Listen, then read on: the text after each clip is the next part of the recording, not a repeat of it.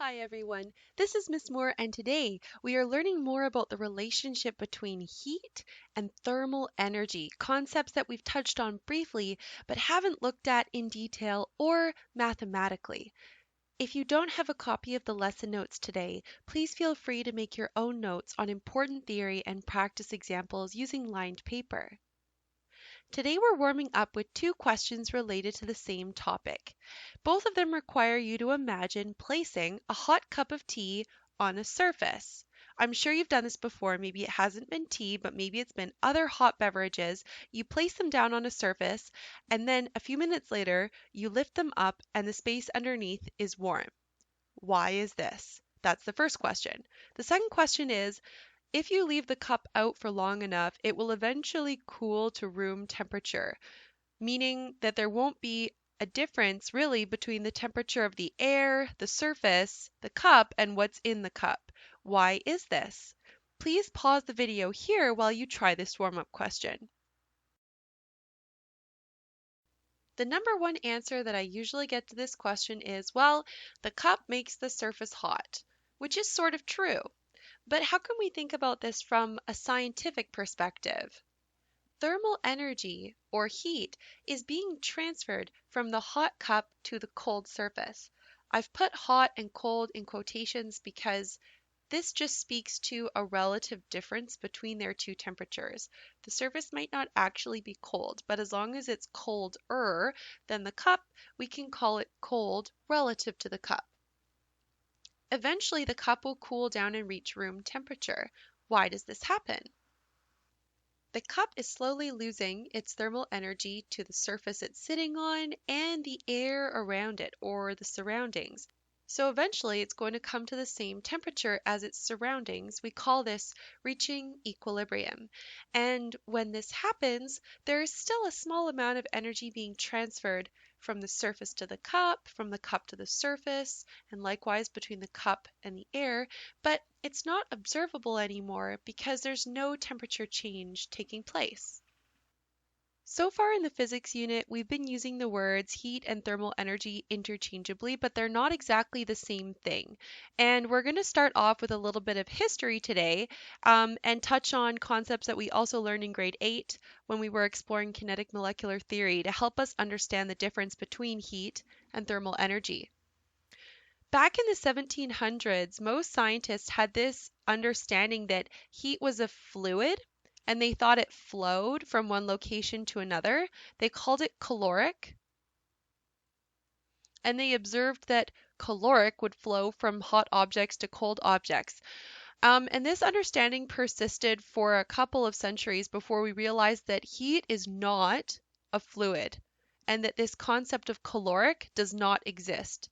Instead, heat is a word we use to describe the process of energy being transferred from one location to another, specifically thermal energy.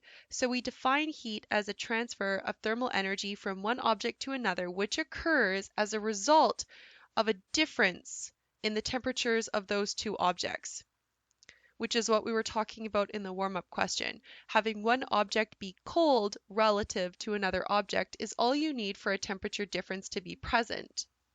But what does it mean for an object to be hot or cold? And to understand this, we go back to the kinetic molecular theory from Science 8. You will recall that substances can exist in different phases: solid, liquid, or gas, or plasma. And no matter what phase a substance is in, it's composed of atoms that are in motion, constant motion. And the only thing that differentiates one phase from another is how much those atoms are moving. So the atoms in a solid are bound rigidly in place and move the least, whereas the atoms in a liquid are able to slide past each other and they do vibrate with higher energy levels than those atoms in a solid. But they're still connected through intermolecular forces that kind of bind them together. Whereas in a gas, they're bouncing off each other and moving past each other, and there's not very much attraction between them, and they are moving considerably faster than the atoms in a liquid. So thermal energy is a measure of this energy of motion, which we now know is kinetic energy. Thermal energy is a measure of the kinetic energy of all the atoms in an object. This means that the hotter the object is, the faster its atoms are moving, and the more thermal energy it has. This energy can be transferred from one object to another. All you have to do is let the atoms come in contact with each other somehow.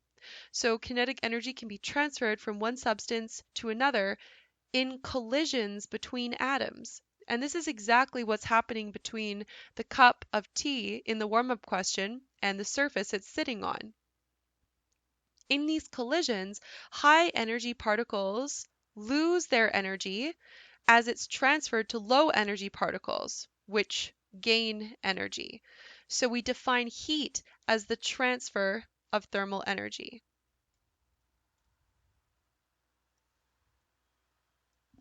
So now we can see the difference between heat and thermal energy, but what about the concept of temperature? Where does temperature fit in this understanding of how much kinetic energy exists in the atoms of an object?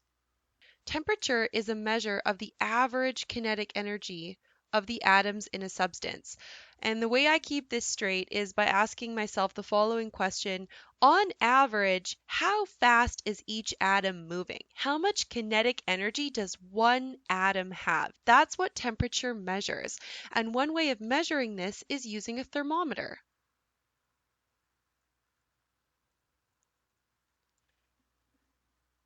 When we measure temperature, what we're really doing is measuring how hot or how cold a substance is relative to a reference point, which depends on the temperature scale that you're using.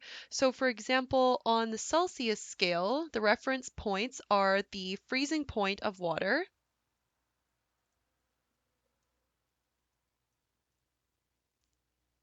and the boiling point of water.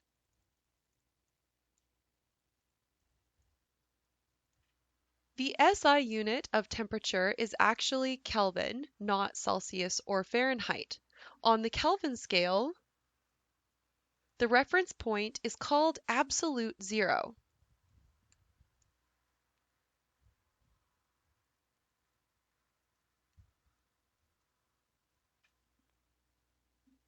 which is defined as a temperature of negative 273 degrees Celsius. As an object heats up, its particles move faster. This we understand. And as a result, the thermometer will give a higher reading because the average energy of each particle is increasing. At the same time, the thermal energy of the object is also increasing because it also depends on the kinetic energy of the atoms. But it also depends on some other parameters, which we'll look at now. Thermal energy is the total kinetic energy of all the atoms in a substance. So to figure it out, you would need to add up the kinetic energy of each individual atom in that substance. So I remember this by asking myself, what's the sum of the energy for all the atoms in this material? Now, scientists have developed a very accurate way of estimating this using a formula which we're going to take a look at now. And it's based on the understanding that thermal energy depends on the mass, the temperature, and the phase of that material, whether it's solid, liquid, or gas, what it's made of, and how quickly those atoms are moving. So the formula is Q equals M times C times delta T.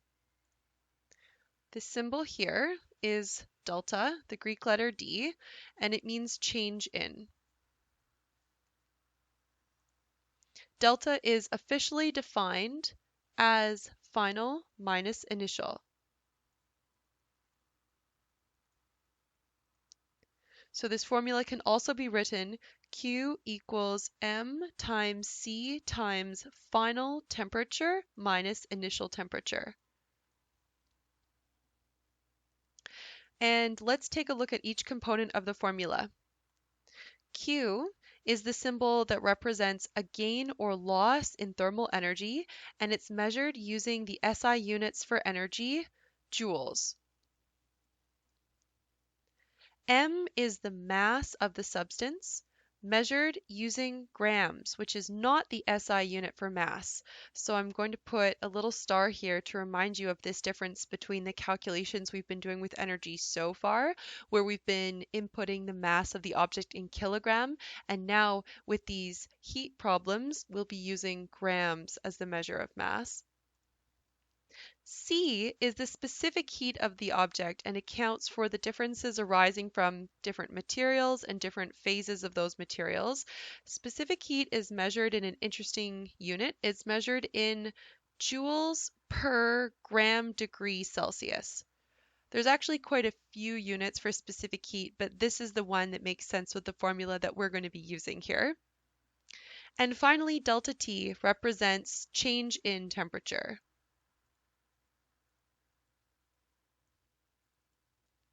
Measured in degrees Celsius. Before we do some examples with this formula, let's take a look at this new quantity, specific heat, that we haven't seen before. Some materials absorb thermal energy more readily than others, and this is what specific heat measures. The best example I can think of to give you is if you leave a car out in the sun for hours and hours to get heated up, and then you go and get into the car by touching the metal door handle. Okay, it's going to be extremely hot. The temperature of the metal door is going to increase a lot. And in fact, that metal is going to be much hotter to the touch than the plastic steering wheel inside the car. Although, if you have a car with a black plastic steering wheel, that's going to be pretty darn hot too. And if you have black leather seats, well, that's going to be painful to sit on, as I'm sure you've discovered on your way back from the beach on a summer day. But why does this happen? It's because the iron in the metal has a much lower specific heat than the plastic in the steering wheel. Specific heat is the amount of heat needed to raise the temperature of 1 gram of material by 1 degree Celsius. So if you took equal masses of iron and plastic and you exposed them to the same amount of heat, they would absorb it differently. During absorption, the iron would take in a lot more heat than the plastic, and its temperature would rise more as a result. So this is kind of a weird backwards relationship, but the lower a material's specific heat, the more easily it absorbs heat energy. A way that I use to remember this is called the fence analogy. So imagine you wanted to jump over a fence to get from one side to the other. It's a lot easier to jump with a low fence. Low fence is easier jump, and it's the same for heat. If a material has a low specific heat, it's way easier for heat to be absorbed, so more heat gets over the metaphorical fence. Low fence, easier jump, more heat is absorbed. Okay, let's do an example together. An iron skillet has a mass of 500 grams. How much thermal energy must be absorbed to raise the temperature of the skillet from 10 degrees Celsius to 105 degrees Celsius? Express your answer to the nearest joule. Just like the other physics problems we've been solving, we'll start by listing the quantities that we know from the question. The mass of the skillet is 500 grams.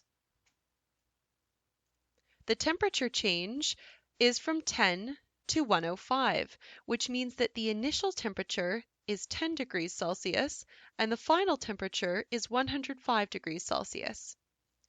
We're also told that the skillet is made of iron, so we can look up the specific heat of iron in our table here.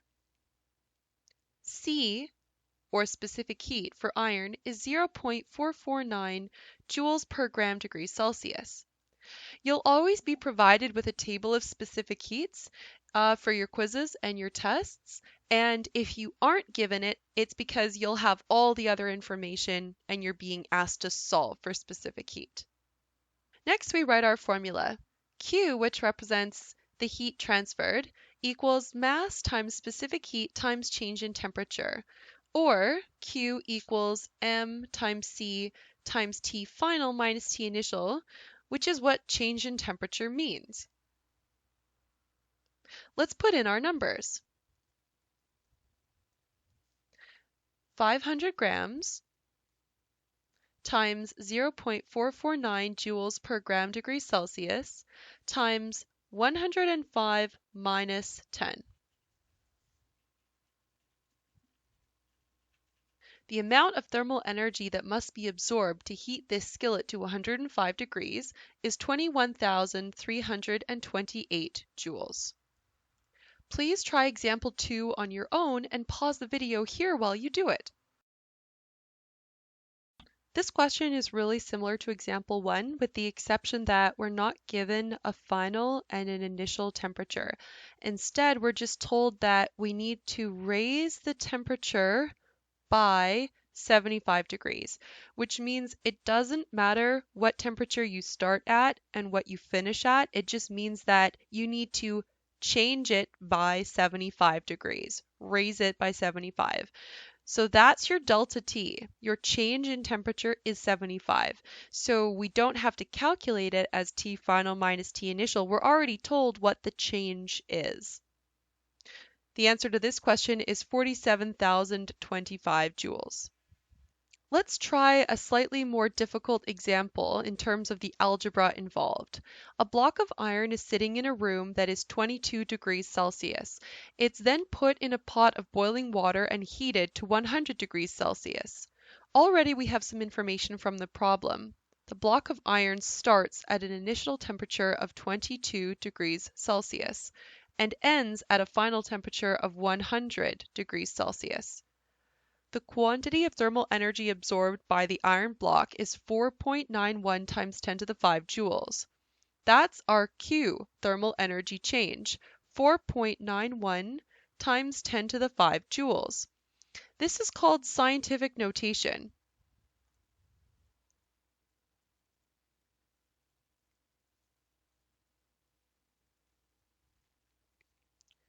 You will have definitely seen it in math class before, but usually in math we don't work with large enough numbers for this to be commonplace notation. But it's very common in science, so if you're planning to continue with senior chemistry, physics, or biology, we need to get really comfortable with scientific notation. It's one way of expressing really big numbers while leaving them in their SI units. The other way, of course, to deal with really big numbers is to change their units. So if you have a whole lot of joules, you could change your answer into kilojoules or even megajoules. But scientific notation allows us to express our answer and control our precision while maintaining the same unit. So what does this really mean? How do we change scientific notation to standard notation?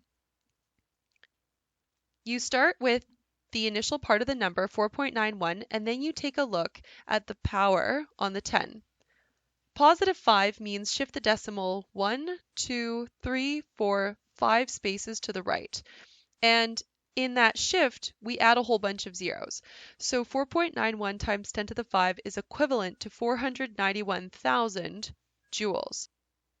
But rather than convert something like this into standard notation, it's much more helpful to understand how to put it into our calculator in scientific notation. So the way you do this on your calculator is you type 4.91 and then multiplication symbol and then 10.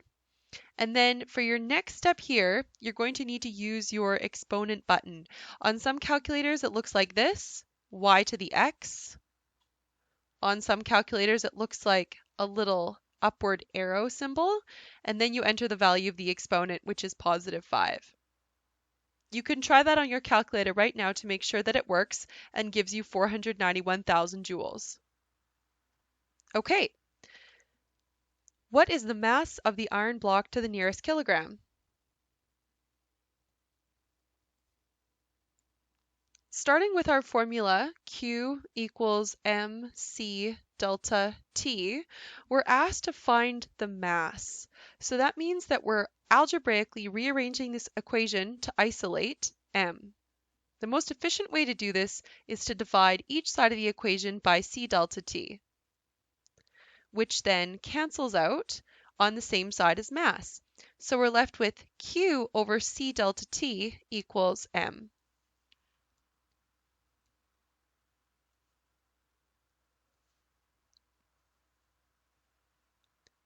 I recommend at this point switching out your delta T for T final minus T initial. Otherwise, you might get mixed up in what order to input these temperature values.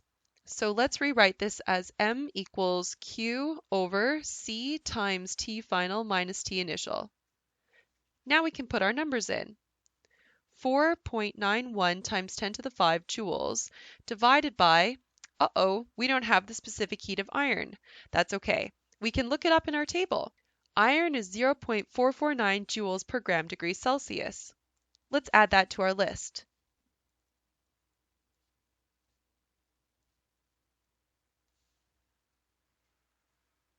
(0.449) times T final minus T initial. When you're doing this on your calculator, you're going to need a big bracket around the denominator. Otherwise, your calculator will go this number divided by this number times this number. And that's not what you want. So to protect your order of operations, please put an extra set of brackets around your denominator. The mass of the iron block is 14,019 grams, which we have to convert to kilograms because the question asked us to. How do we convert grams to kilograms? We divide by 1,000.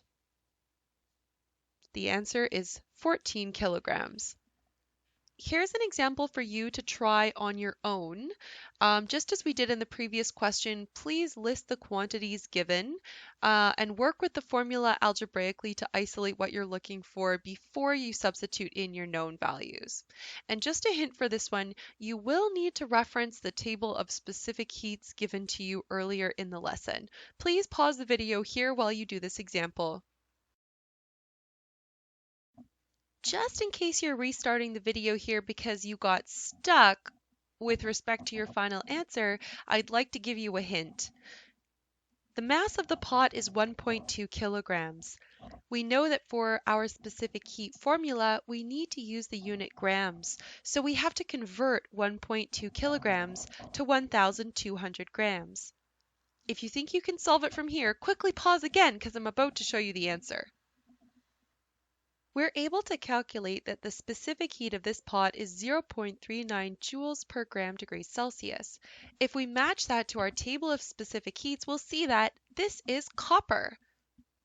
If you're having troubles with your calculations, it's probably one of two things. It's either that you didn't convert the mass of the pot into grams, or that you forgot to put a double set of brackets around your denominator so that your order of operations is preserved.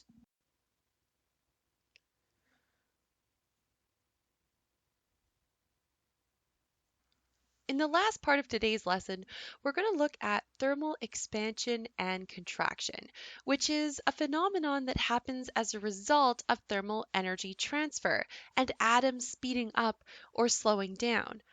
Thermal expansion is the increase in volume of a material due to a temperature increase that material experiences. It occurs because the atoms tend to move farther apart when they have more energy.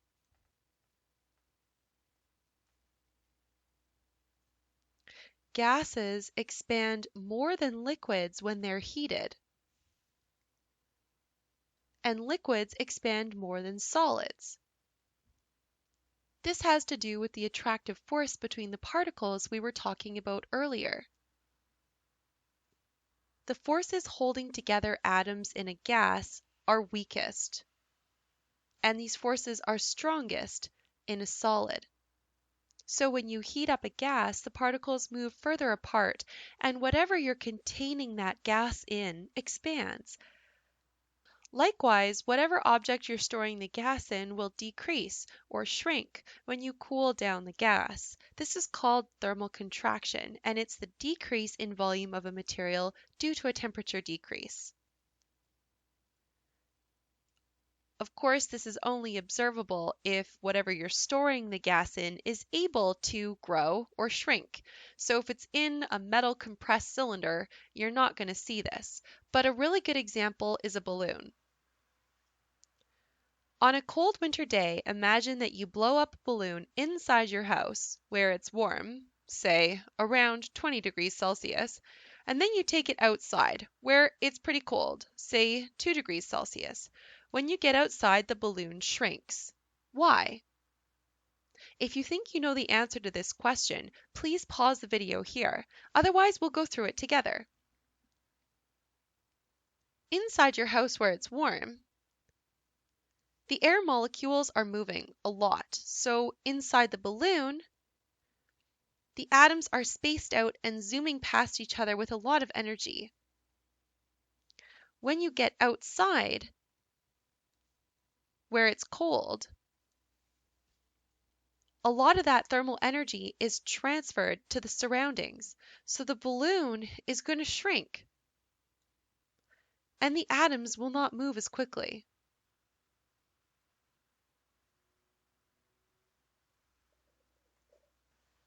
If we had to put this in words, we could say, as the temperature decreases, the particles that make up the air inside the balloon move more slowly.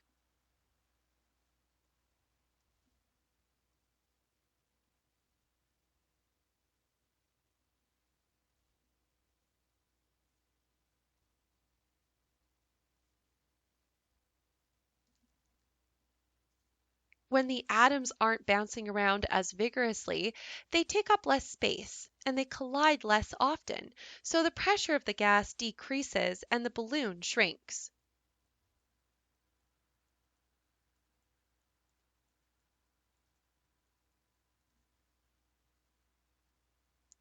If you were to take the balloon back inside again, the temperature would increase, the balloon would take in thermal energy from the surroundings, the pressure would increase as the atoms speed up and start bouncing off each other more vigorously, and the balloon would expand again. This is exactly what example 6 is talking about. So if we had to put this in words, we could say that when the balloon goes back inside, the temperature rises, the atoms absorb thermal energy from the surroundings, and the pressure increases. The result of this is that the atoms bounce off each other vigorously, take up more space, and the balloon swells up. Well, that's it for today's lesson, everyone. It's time to work on assignment 6. Please don't forget to check your solutions before turning in your work. Bye for now.